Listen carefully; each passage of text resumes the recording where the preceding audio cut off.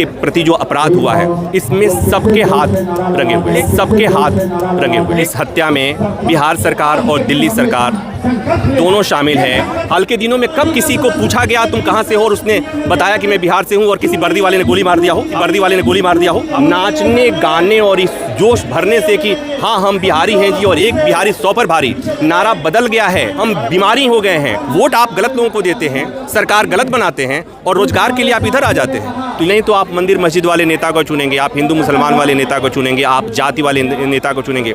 आप जानते हैं बिहार में कैसे कैसे नेता होते हैं। और हम गाने में हाँ हम बिहारी हैं जी, गाने का बोल बदल दीजिए, बहुत बड़े आशु कवि हैं आप, बदल दीजिए हाँ हम बिहारी हैं जी, एक नहीं 100 बीमारी हैं जी। सरकार बनाने, बिगाड़ने, गिराने, बचाने में इतनी व्यस्त हैं कि सरकारें इस मसले पर नहीं सोच रही हैं। दुखद स्थिति है, निराशाजनक स्थिति।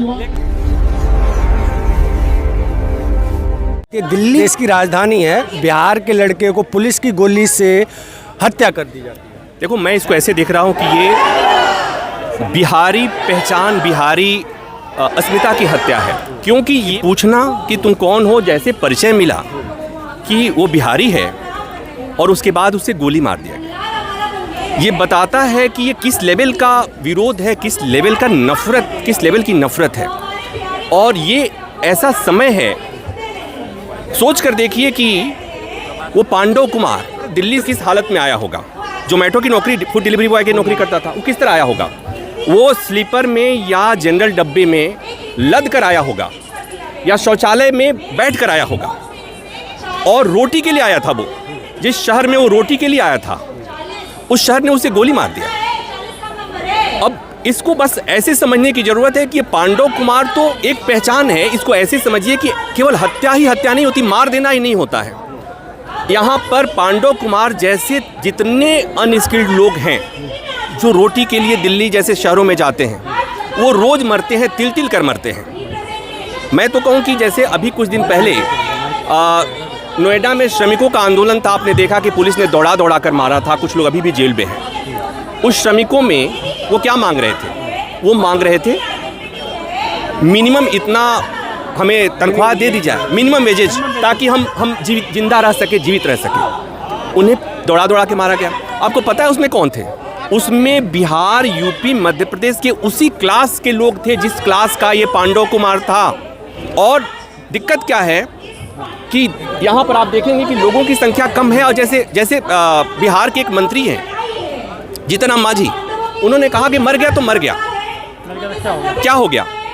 ये मेंटलिटी दो तरह के लोग हैं यहाँ पर। एक वो हैं जो जीतन राम मांझी की तरह हैं कि मर गया तो क्या हो गया, और एक वो लोग हैं जो आ ही नहीं सकते, इसलिए कि वो दिन भर कमाएंगे तो शाम को उनके घर में चूल्हा बनेगा, शाम को उनके घर में रोटी पकेगी। और जो बाकी का क्लास है वो जाति, धर्म, विचारधारा के स्तर पर इस तरह बटा हुआ है कि उसको किसी से कोई मतलब ही नहीं है। तो मैं यहाँ आए हुए लोगों को जो देख रहा हूँ कि मुझे लगता है कि ये सब वो लोग हैं। किसी ने मुझे पूछा कि इस विरोध प्रदर्शन से क्या होगा, तो मैंने कहा कि किसी के मरने के बाद जब हम आंसू बहाते हैं तो वापस लौट के थोड़ा ना आता है, वो वापस नहीं आता।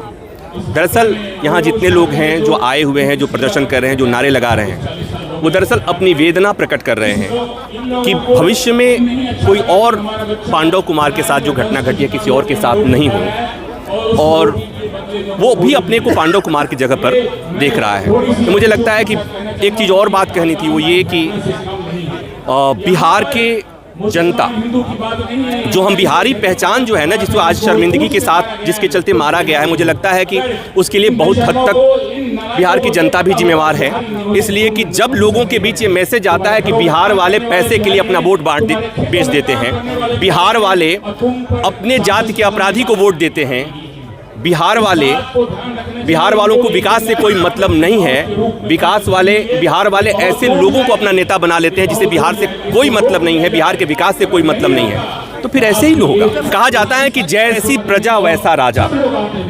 अब जब तक बिहार के लोग जाति, धर्म, संप्रदाय, अपनी जाति से इस वाले राय से ऊपर नहीं उठेंगे, जब तक बिहार के लोग इस बात से, पैसे की राजनीति इससे नहीं ऊपर उठेंगे, तब तक बिहार के लोगों को ऐसे ही नेता मिलेंगे। पूर्वांचल के सबसे बड़े चेहरा है मनोज तिवारी, दिल्ली के सांसद हैं, वे तो कह रहे हैं कि इसके लिए जिम्मेदार है कि लालू सरकार।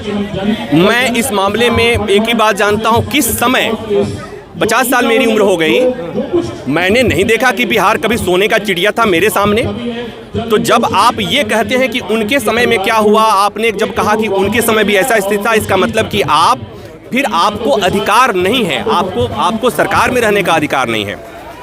हाल के दिनों में पिछले 50 साल में बिहार की जो हालत है और जितनी पार्टियां हैं, आज के समय में पक्ष विपक्ष में मौजूद सारी पार्टियां बिहार की अस्मिता की जो हत्या हुई है, हो रही है, उसके लिए सारी पार्टियां गुनहगार हैं। सबके दामन पर बिहारियों की अस्मिता, बिहारियों के एस्पिरेशंस, बिहारियों की आकांक्षाएं, इनकी हत्या करने का सब पर आरोप है। मैं तो ये मानता हूँ पहले भी ऐसा होता रहा है और पहले जैसा होता था आज, पहले तो हम अंधेरे में रहते थे, पहले हम पाषाण काल में रहते थे, तो क्या हम ये कहें कि ठीक है वो बात। एक और बात है कि अब तो डबल इंजन की सरकार है, एक ही सुर में दो जगह से आवाज़ निकलती है। अब ऐसा तो नहीं होना चाहिए ना। तो मुझे लगता है कि ये कहना कि पहले भी ऐसा होता था, मुझे बताइए हाल के दिनों में कब किसी को पूछा गया तुम कहाँ से हो और उसने बताया कि मैं बिहार से हूँ और किसी वर्दी वाले ने गोली मार दिया हो? आप मुझे बता के देखिए। पुलिस वाले ने इसको गोली मारी है लड़की को, तो मनोज तिवारी का कहना था पुलिस वाला मत कहिए, एक व्यक्ति ने गोली मारी है और पुलिस वाले ने पकड़ा है। आप इस बात को अच्छी तरह जानते हैं। डबल इंजन की सरकार होने में होता क्या है कि क्रेडिट लेने में फ़ायदा होता है, इसलिए कि दिल्ली पुलिस जो है केंद्र सरकार के अंदर में आती है और जैसे ही मनोज तिवारी ये मान लेंगे कि वो पुलिस वाला है, वैसे ही ये डबल इंजन की सरकार एक इंजन दूसरे को कॉन्ट्राडिक्ट करेगा। इस बात को आप समझिए। और ये सियासी लोग जो है ना, ये बहुत सोच समझ कर बोलते हैं। और एक बात और, बड़ा आसान है कह देना, हाँ हम बिहारी हैं जी। आप कहते हैं कि गर्व से कहो हम बिहारी हैं, दुनिया देश आपको बीमारी मान रहा है। इस बात को समझना होगा, इस बात को बिहार के नेताओं को समझना होगा, हमारे हुक्मरानों को समझना होगा। नाचने गाने और इस जोश भरने से कि हाँ हम बिहारी हैं जी और एक बिहारी 100 पर भारी, नारा बदल गया है। हाँ हम बिहारी हैं जी बदल गया है, हम बीमारी हो गए हैं और एक बिहारी 100 बीमारी कन्वर्ट हो रहा है। और ये इसके लिए बिहार के में जितनी पार्टियां हैं और जितने नेता हैं, वो सत्ता पक्ष के हों या विपक्ष के। अभी कोई कहेगा कि विपक्ष के नेताओं का आप नाम क्यों ले रहे हैं? जो विपक्ष में था वो कल पक्ष में था, वो मिली-जुली सरकार में था। आप मुझे बताइए कौन नेता है जो नहीं रहा है? तो मैं इसलिए कह रहा हूँ कि बिहार के लोगों की उम्मीदों, आकांक्षाओं, बिहारी अस्मिता के इस के प्रति जो अपराध हुआ है, इसमें सबके हाथ रंगे हुए। लेकिन मोदी जी ने बोला कि इंडस्ट्री लगाएंगे, बिहार विकसित बनाएंगे। मोदी जी ने कहा कि विकसित बनाएंगे, लेकिन कहने के साथ ही आपने देखा कि बिहार से ट्रेनें खुलती हैं। विपक्ष के नेता ने कहा कि इसको श्रमिक प्रदेश घोषित करना चाहिए। मैं कह रहा हूं कि घोषित करने की जरूरत नहीं। क्या है, कौन नहीं जानता है, बिहार श्रमिकों का ही प्रदेश है। और ऐसे श्रमिक जो छठ पे ट्रेनों में लद के आते हैं, शौचालयों में बैठकर आते हैं, तो बिहार श्रमिकों का प्रदेश है, बिहार चारवाहों का प्रदेश है। और इसमें सबका योगदान है, किसी एक का योगदान नहीं, सबका योगदान है। और इसलिए मुझे लगता है कि अब बिहार के मतदाताओं को सोचने की जरूरत है। एक पुलिस वाला मुस्लिम होता तो पक्ष ऐसे कि नेता भी वही बात करते हैं, मीडिया भी वही बात करती है, हम भी वही बात करने लगेंगे तो कोई फर्क नहीं हो जाएगा। क्योंकि जो मैं समझ रहा हूँ कि ये बिहारी पहचान की हत्या है और इस हत्या में दिल्ली और पटना, बिहार सरकार और दिल्ली सरकार दोनों शामिल हैं। और एक ऐसे व्यक्ति की हत्या हुई है जो रोटी कमाने आया था, उसकी और कोई हसरत नहीं थी, जो खाना पहुंचाता था और उसे गोली मार दी गई। और अब कोई उसके बचाव में कुछ भी बोलता है अगर, तो ये शर्मनाक है। मुझे लगता है कि लोगों को ऐसे लोगों की पहचान करनी चाहिए। और क्या कर सकते हैं, लोकतंत्र में लोग क्या कर सकते हैं? लोकतंत्र में आप वोट ही तो दे सकते हैं, आपके पास वोट का ही पावर है। तो मुझे लगता है कि लोगों को ऐसे लोगों की पहचान करके आपको अपने अधिकारों का प्रयोग कीजिए, बेहतर नेता चुनिए जो आपके बिहार के बारे में, आपके प्रदेश के बारे में अच्छा सोचे। नहीं तो आप मंदिर मस्जिद वाले नेता को चुनेंगे, आप हिंदू मुसलमान वाले नेता को चुनेंगे, आप जाति वाले नेता को चुनेंगे। आप जानते हैं बिहार में कैसे कैसे नेता होते हैं जिन्हें बिहार के बारे में बात नहीं करते। वो बैठते हैं पटना रहते हैं, मुंगेर रहते हैं, बेगूसराय, लेकिन वो जब बात करते हैं तो वो जिस विभाग के मंत्री हैं उनसे पूछिए कि बिहार में आपने क्या काम किया, तो वो कहेंगे ये सवाल छोड़ दीजिए, ये सवाल क्यों पूछते हो। तो ये लोग देखते हैं, तो ये जो बेसिकली बिहारियों के प्रति गुस्सा है, लोग जो देखते हैं उन्हें लगता है कि यार ये क्यों यहाँ आ जाते हैं, वोट आप गलत लोगों को देते हैं, सरकार गलत बनाते हैं और रोजगार के लिए आप इधर आ जाते हैं। तो ये इस गुस्सा को मुझे लगता है कि इस तरह भी लेकिन जब इस तरह के हादसे होते हैं उसके लिए कौन जिम्मेदार? मैंने कहा सियासत जिम्मेवार है, और जैसे ही सियासत में मैं कहता हूँ तो इसमें मैं किसी पॉलिटिकल पार्टी को अलग एक्सक्लूड नहीं करता हूँ, मैं इंक्लूड करता हूँ। और देखो, पॉलिटिकल पार्टियाँ सियासत नहीं करेंगे तो क्या करेंगी, वो गेहूँ धान तो रोकती नहीं है, तो उनका काम है ये करना। मुझे लगता है कि जिस बिहार के लोगों के बारे में कहा जाता है कि बिहार की जनता पॉलिटिकली बहुत ज़्यादा एनलाइटन है, बहुत ज़्यादा जागरूक है, वोट जब देने जाती है बिहार की जनता तो वो जाति पर देती है, धर्म पर देती है, अपने समाज का। और कहा, किसी ने कहा बहुत बढ़िया कि हमें अपने बिहार में अपनी जाति का गुंडा भी उन्हें अच्छा लगता है। तो जब आपको अपने जाति का गुंडा अच्छा लगेगा तो फिर आपको सुशासन कहाँ से मिलेगा और आपकी छवि अच्छी कैसे बनेगी। तो मुझे लगता है कि इसके लिए मैंने पहले कहा कि जैसी प्रजा वैसा राजा, प्रजा को भी सोचने की ज़रूरत है। सियासत से बहुत उम्मीद मत कीजिए, आप सियासत को बाध्य कीजिए कि सियासत आपके हक में सोचे। अब क्या यूपी और बिहार में घर घर में गुंडे रहते तो इससे छवि तो खराब रहती है ना।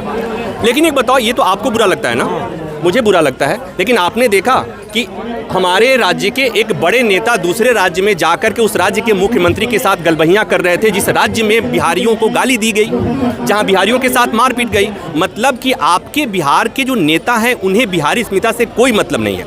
पश्चिम बंगाल में बंगाली अस्मिता पर सवाल खड़ा करने वाले को पश्चिम बंगाल की जनता माफ़ नहीं करेगी, लेकिन बाकी किसी और जगह पर किसी अस्मिता को गाली दे दीजिए, किसी राज्य की अस्मिता वाले को गाली दे दीजिए, वो माफ़ नहीं करेंगे। हमें जैसा लगता है कि हमें आदत हो गई है और हम गाने में हाँ हम बिहारी हैं जी। मुझे लगता है कि मनोज वाजपेयी जी के लिए, सर आपके लिए है ये कि आप गाने का बोल बदल दीजिए, बहुत बड़े आशु कवि हैं आप, बदल दीजिए। हाँ हम बिहारी हैं जी, एक नहीं 100 बीमारी हैं जी, बदल दीजिए गाने के बोल को, इसलिए कि अब स्थिति यही आ गई है। कब तक ये चलता रहेगा नेताओं? जब तक बिहार की जनता इस मामले में जागरूक नहीं होती है, सोचती नहीं, तब तक ऐसे चलता है। जम्मू कश्मीर में हमारे निर्दोष लोगों को धर्म पूछ के मारा जाता है तो उन्हें आतंकी कहा जाता है, लेकिन इन लोगों को क्या कहेंगे? देखिए, हाल के दिनों में जाति, धर्म, भाषा, क्षेत्र, इसको लेकर के लोगों में एक विभेद पैदा हुआ है, इसमें कोई दो राय नहीं है। धर्म वाला दिखता है, अगड़ा पिछड़ा दिखना शुरू हो गया, यूजीसी ने दिखा दिया, अगड़ा पिछड़ा शुरू हो गया। अंजल चकमा वाला आपने देखा, वो एक मसला ऐसा है जिस पे समय समय पर घटनाएं घटती हैं और चर्चा होती है, लेकिन उस दिशा में काम नहीं होता है। और मैंने जब कहा कि जाति, धर्म, क्षेत्र, भाषा के आधार पर जो दूरियां बढ़ी हैं, वो दूर करने की जिम्मेवारी किसकी है? वो दूर करने की जिम्मेवारी हमारे सरकारों की है। और मुझे लगता है कि सरकार बनाने, बिगाड़ने, गिराने, बचाने में इतनी व्यस्त हैं कि सरकारें इस मसले पर नहीं सोच रही हैं, और ये बड़ा मतलब दुखद स्थिति है, निराशाजनक स्थिति। लेकिन मुझे लगता है कि डेमोक्रेसी में एक ही दिन रोने को, एक ही दिन चिल्लाने को, एक ही दिन की आवाज़ को समझना चाहिए हमारे हुक्मरानों को, हमारी व्यवस्था को। आप यहाँ देख लीजिए, दिल्ली में कितनी बड़ी आबादी है बिहार के लोगों की। एक बिहारी अस्मिता, बिहारी पहचान वाले बच्चे को गोली मार दी गई। आपको पता है, बहुत लोगों को पता ही नहीं हो कि ऐसा भी कुछ हो रहा है। तो अमेरिका में और यहाँ में अंतर है। अमेरिका में लोग अपने अधिकारों को लेकर ज़्यादा जागरूक हैं, अमेरिका में लोग अपने वोटिंग राइट को लेकर के ज़्यादा जागरूक है। अमेरिका के लोग इस तरह से जाति, धर्म, भाषा के आधार पर नहीं बटे हैं। हालांकि वहाँ पर भी थोड़ी थोड़ी बीमारी पहुँच रही है, वहाँ पर भी हो सकता है कि वो चीज़ें आएँ, लेकिन हम जितने बुरी तरह से ग्रसित हैं उस तरह से अमेरिका के समाज है।